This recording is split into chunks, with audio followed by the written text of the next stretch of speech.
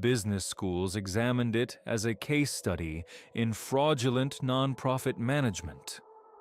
Public administration programs used it to discuss ethics and corruption prevention. Cybersecurity courses analyzed the technical aspects of the government system infiltration. The Northbridge case joined a growing catalog of incidents demonstrating that 21st century crime looks very different from traditional organized crime models.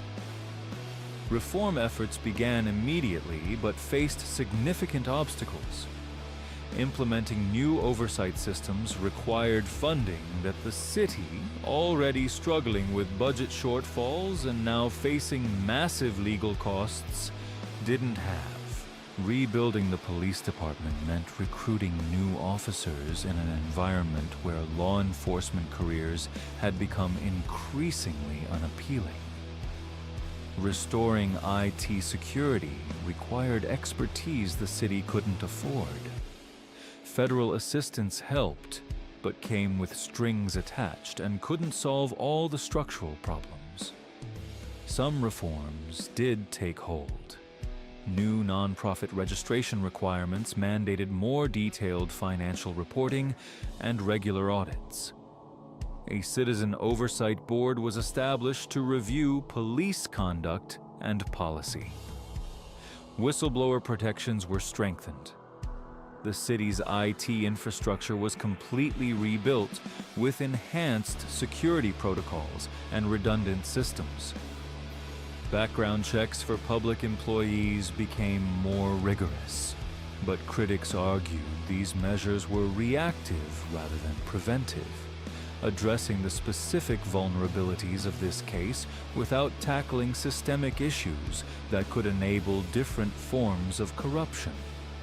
1 year after Operation Iron Veil, Northbridge remained a city in transition. Some neighborhoods showed signs of recovery. Crime rates had dropped. New community organizations had emerged to fill the gap left by Harbor Legal Aid's closure, and several corrupted officials had been convicted and imprisoned. Other areas struggled with the aftermath. Businesses had closed, property values had declined, and population loss accelerated as residents moved away seeking fresh starts elsewhere. The human cost was immeasurable. Families of the 73 overdose victims found some closure in knowing the source of the drugs that killed their loved ones, but no prosecutions could bring them back. Children of arrested officials faced bullying and ostracism at school. Community members who had relied on Harbor Legal Aid for legitimate services scrambled to find alternative help, sometimes going without essential assistance.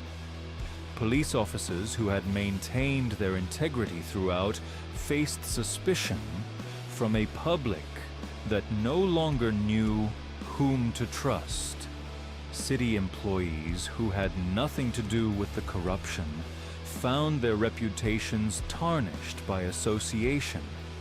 The broader implications of the case continued to unfold. Federal agencies began examining whether similar networks existed in other cities, looking for comparable patterns of nonprofit infiltration and institutional corruption. Congressional hearings were held to address gaps in nonprofit oversight and cybersecurity standards for municipal governments. Immigration advocacy groups worked to rebuild trust with vulnerable communities and distinguish legitimate organizations from potential fronts. Law enforcement agencies revised training protocols to recognize signs of institutional infiltration. Northbridge became shorthand for a particular type of modern crime: sophisticated, patient, and parasitic. The network hadn't built its operation in defiance of the system.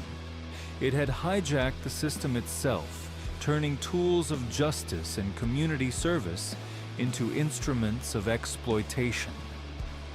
They had demonstrated that in an age of complexity and specialization, where organizations are trusted based on credentials and paperwork, rather than personal relationships, criminal enterprises can achieve unprecedented access and influence by mastering the bureaucratic language of legitimacy. The question that haunted investigators, community members, and policymakers wasn't just how Operation Iron Veil had succeeded in Northbridge. It was how many similar operations might still be running undetected in other cities, hiding behind other community organizations, protected by other corrupted officials, exploiting other vulnerable populations.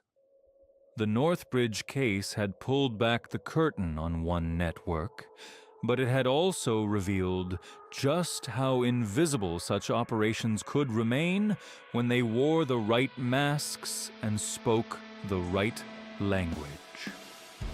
As federal prosecutors prepared for the largest trials, still scheduled months in the future, and as Northbridge struggled to heal its wounds and rebuild its institutions, one truth remained stark and unavoidable.